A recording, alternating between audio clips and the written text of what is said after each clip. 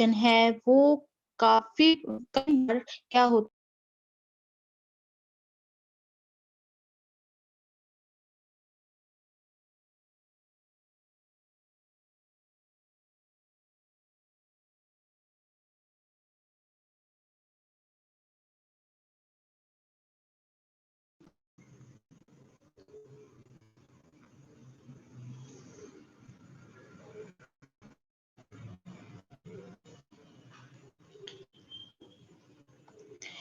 if the soil is degraded to the great extent that is only due to the erosion and misuse of the soil. अब दो reason हो गए इसके कि एक तो सोयल इरोजन, दूसरा misuse that leads to the degradation of the soil to the depth. अब कितना सोयल डिग्रेडेशन हो रहा है, it is also varies from place to place and it depends upon the topography of that place, wind velocity and the amount of the rainfall which cause the soil erosion. So come to the first one, the first reason, soil erosion.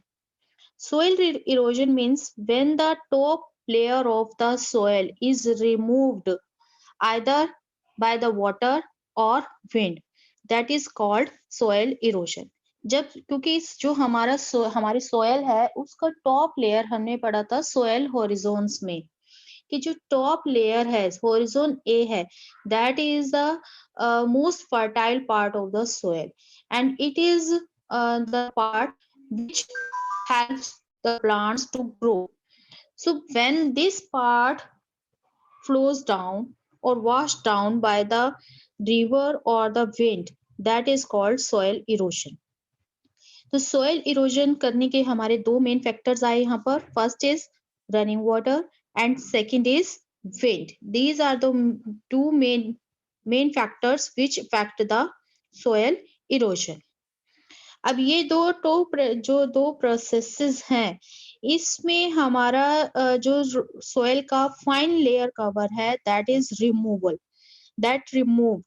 तो यहाँ से क्या हो जाएगा कि जो हमारे soil होती है उसका फर्टाइल पार्ट रिमूव हो जाएगा and will unfit for the cultivation.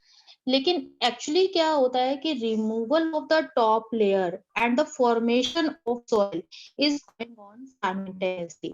ये दोनों प्रोसेस जो है वो साथ साथ चलते हैं and there is a balance between these two. But when such a balance is disturbed either by natural or human factors, that led to the removal of soil, that led to the soil erosion. कि जो दो process है हमारे की soil अपने आप बनती भी है और सोयल का ऊपर का कवर जो है वो फ्लो डाउन भी हो जाता है, लेकिन ये दोनों जो प्रोसेस है वो बैलेंस में रहते हैं.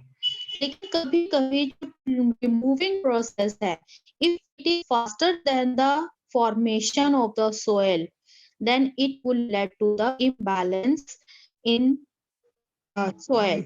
So that will lead to the soil erosion. अब नेचुरल जो फैक्टर्स हैं वो अपने आप में ही दोनों प्रोसेस को बैलेंस करके रखते हैं.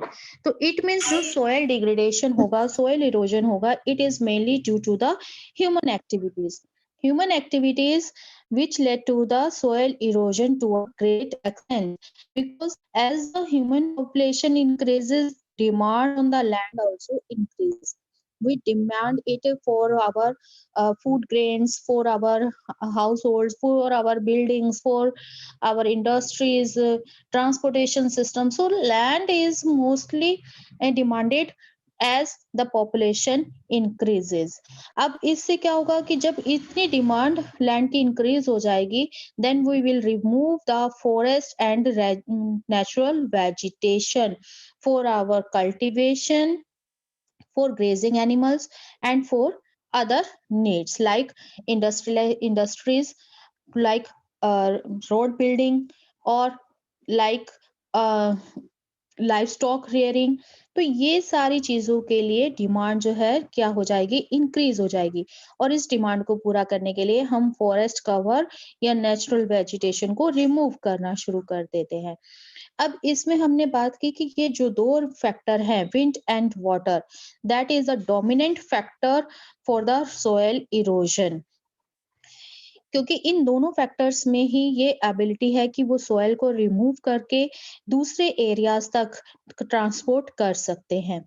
विंड इरोजन जो है that is mostly done in the arid and semi arid region where is less vegetation cover and wind can blow freely, and in the region of heavy rainfall and steep slopes, running water is the dominant factor of the erosion। क्योंकि जहाँ ज़्यादा rainfall हो रहा है, steep slope है, तो वहाँ से सॉइल रिमूवल ईज़िली हो जाएगा बाय द रनिंग वाटर। तो ऐसे एरियाज़ में रनिंग वाटर जो है वो मेन डोमिनेंट फैक्टर रहता है। वाटर इरोजन जो है वो विंड इरोजन के comparatively more serious and extensively done in different parts of India in the form of sheet and gully erosions। सबसे पहले अब आता है कि जो फॉर्म वाटर है वो 2 तरीके से लैंड को डिग्रेड कर देता है, सॉइल इरोजन करता है। एक तो शीट इरोजन, दूसरा गुली इरोजन। शीट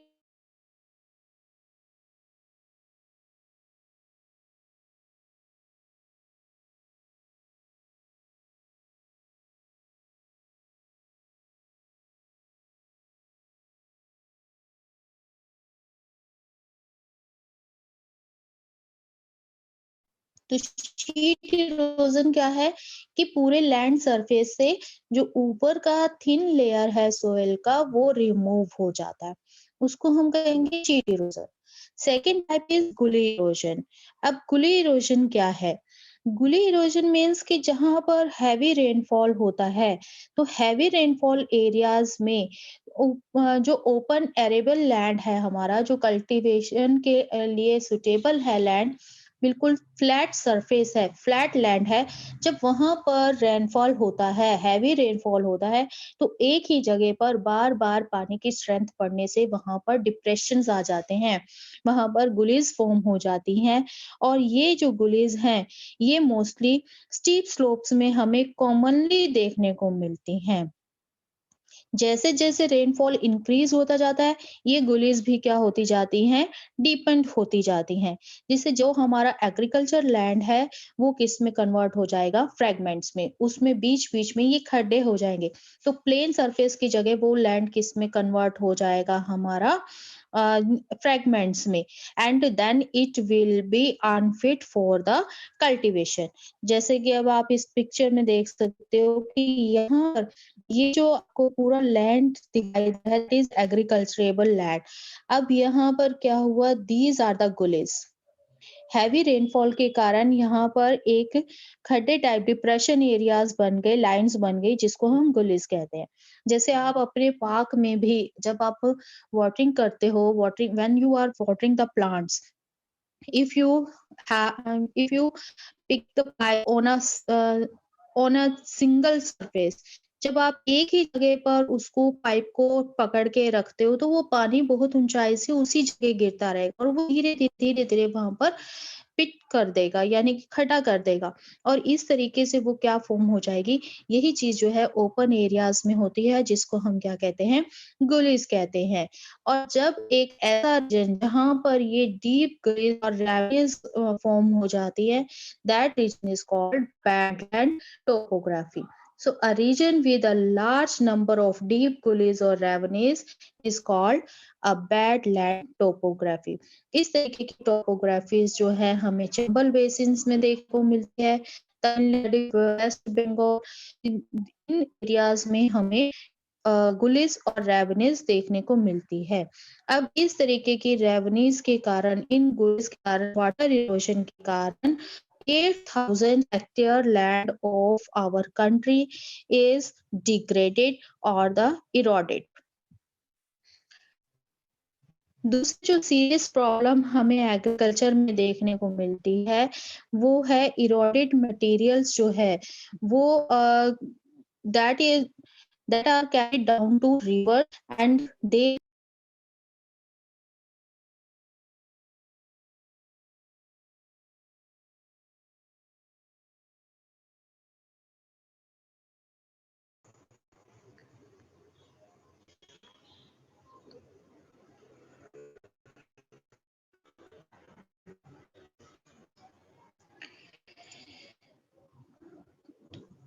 जो मेन एग्रीकल्चर एरियाज हैं वहां पर क्या जो भी इरोडेड मटेरियल है वो इरोडेड मटेरियल रिवर्स के साथ साथ जो है क्या हो जाएगा, रिवर में मर्ज हो जाएगा। और रिवर में जैसे जैसे इरोडेड मटेरियल आता रहेगा वो क्या करेगा, रिवर बेड को अप कर देगा। रिवर बेड अप होने से उसकी लोड कैरिंग कैपेसिटी क्या हो जाएगी, रिवर की रिड्यूस हो जाएगी, and it cause floods and damage to agriculture land. Now, the third cause is deforestation. Deforestation is the main one of the major cause of soil erosion.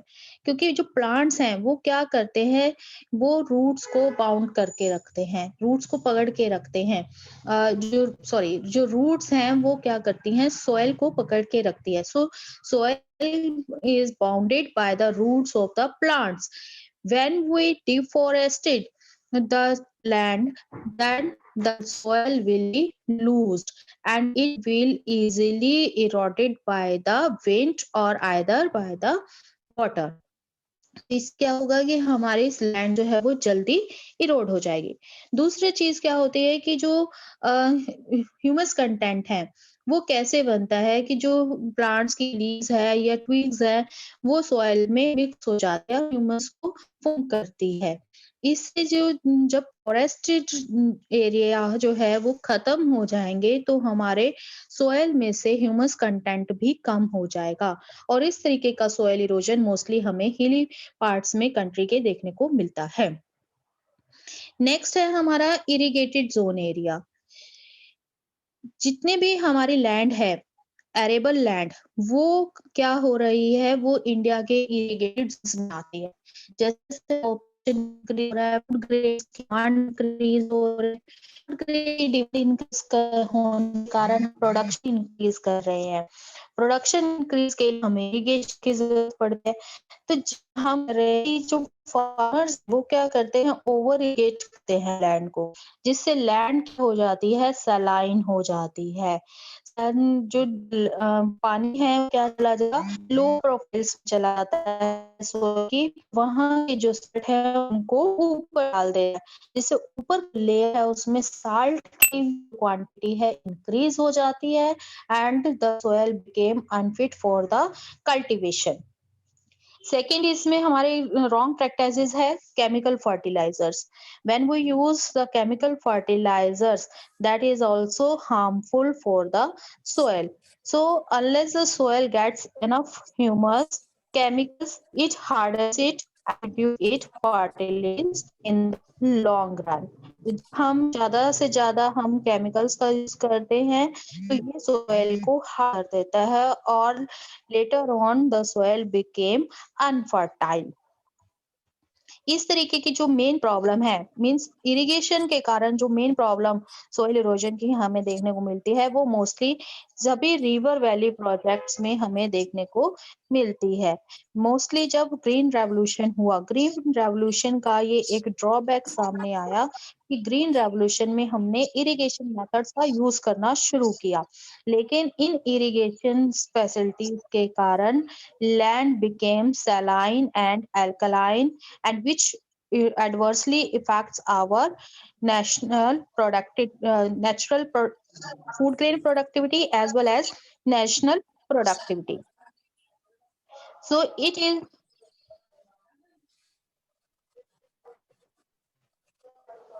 बेटा सही आवाज आ रही है? Yes students,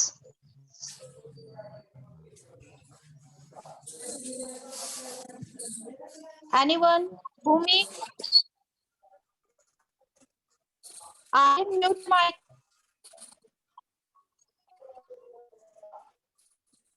Bhumi, are you hearing?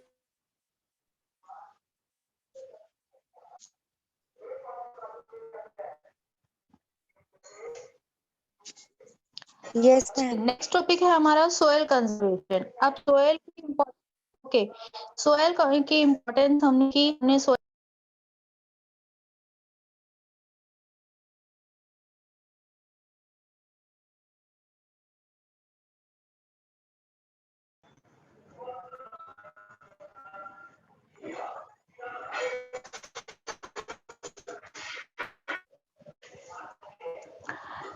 Due to these purposes, soil conservation is very much necessary because human beings is directly or indirectly depend upon the soil.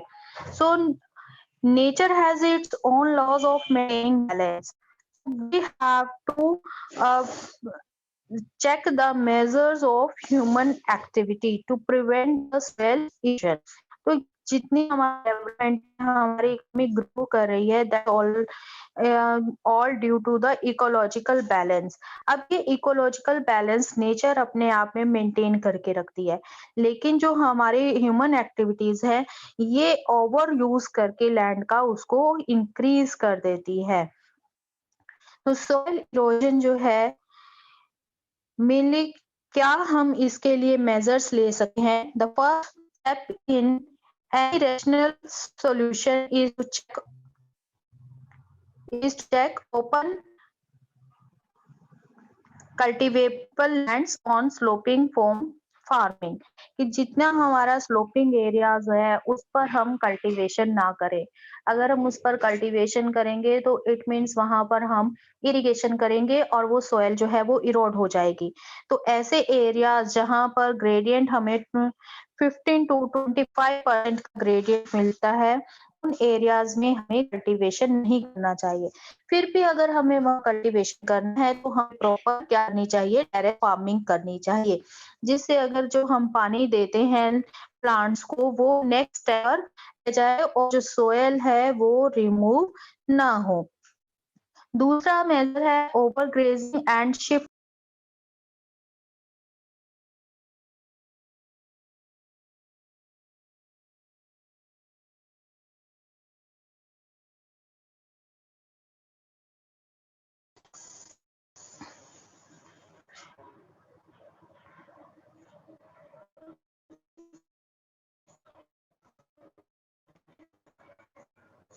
क्या होगा कि जो grass cover है वो सोयल से हट जाएगा, soil will be removed very easily.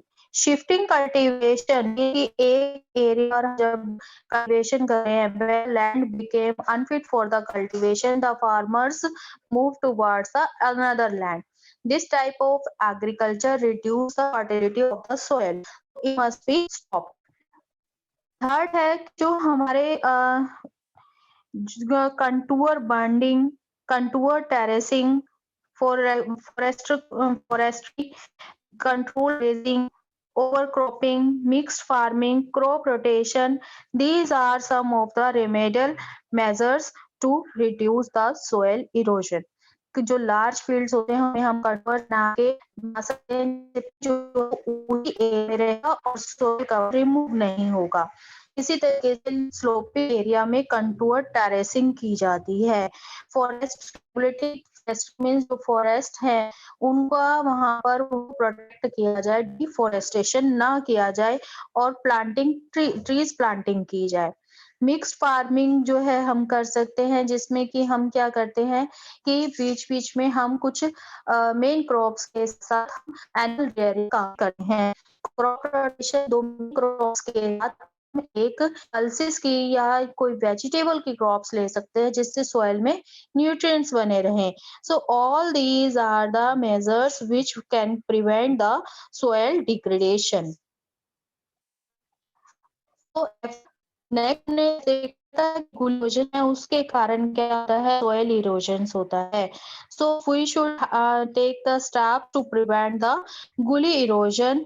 तो यहाँ पर हम वेलोसिटी ऑफ वाटर को जो है चेक कर सकते हैं by the using of check dam. Check dam बनाकर हम वाटर की जो वेलोसिटी है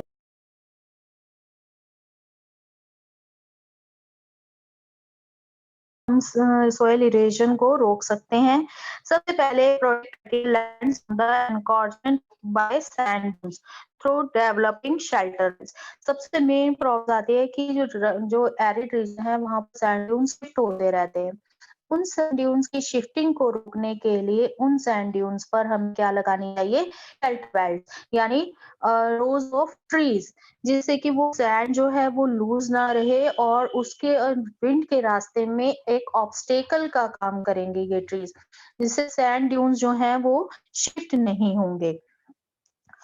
दूसरा, जो लैंड सुटेबल नहीं है कल्टीवेशन के, that should be converted into pastures.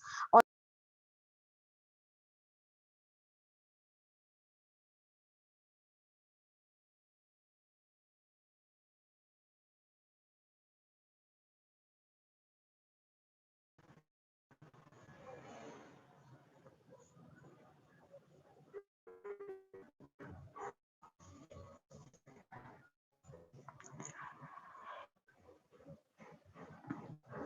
इस चीज के लिए एक्सपेरिमेंट्स भी किए गए हैं राजस्थान जैसे एरिया में to stabilise sand in western Rajasthan by the central arid zone research institute.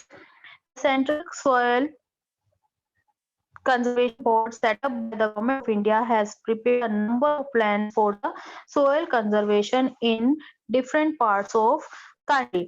But it depends, these plans depends upon the climatic conditions, land कैसा है वहां का और लोगों का बिहेवियर कैसा है, इस पर डिपेंड करेगा कि प्लान्स जो कितने इम्प्लीमेंट होते हैं और कितने सक्सेसफुल हो सकते हैं। नो डाउट कि जो गवर्नमेंट है that is taken the measures to prevent the soil erosion, they are mapping the land, it's preparing the land should be put to right use, कि जो लैंड है उसका मैप करके उसमें मेन जो हमारा कल्चरेबल लैंड है तो उसको कल्चर एग्रीकल्चर के अंडर रखा जाए, जो नॉन कल्चरेबल लैंड है उसको हम डिफरेंट पर्पसेस में कन्वर्ट करें। तो इस तरीके से प्रॉपर एक प्लानिंग की जाए लैंड यूज की बाय द मैपिंग। लेकिन ये सभी चीजें, ये सभी मेजर्स जो हैं वो तभी अचीव किए जा सकते हैं जब जो लोग हैं यानी जो पीपल हैं वो इसे अच्छे से ऑपरेट करें, जो इस लैंड को ऑपरेट करते हैं, जो इसका बेनिफिट लेते हैं, ये उन पर्सन्स पर डिपेंड करता है कि वो अपनी लैंड को कितना कंजर्व कर सकते हैं, how they can prevent their land from the soil erosion और degradation is mainly depend upon the people who are operating it or receiving the benefits of it.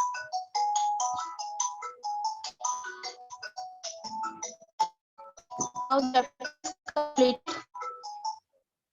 You have to prepare the map also. This one, different types of soil, main region of soil, Jammu and Kashmir, Himachal Pradesh, Uttarakhand, alluvial soil, Punjab, Haryana, Uttar Pradesh, Bihar. इसके बाद आपका arid soil western part of Rajasthan, black soil Madhya Pradesh, Maharashtra, this one area Chhattisgarh. इसके बाद laterite soil the west side of western Ghat, that is laterite soil, and last one is the red and yellow soil along with the black soil. This part Orissa, Chhattisgarh, Tamil Nadu, some part of Tamil Nadu, Karnataka, that is of red and yellow soil. So you have to prepare this map also. If you have any doubt regarding this chapter, you can ask now. Your syllabus is completed. If you have any doubt, you can ask.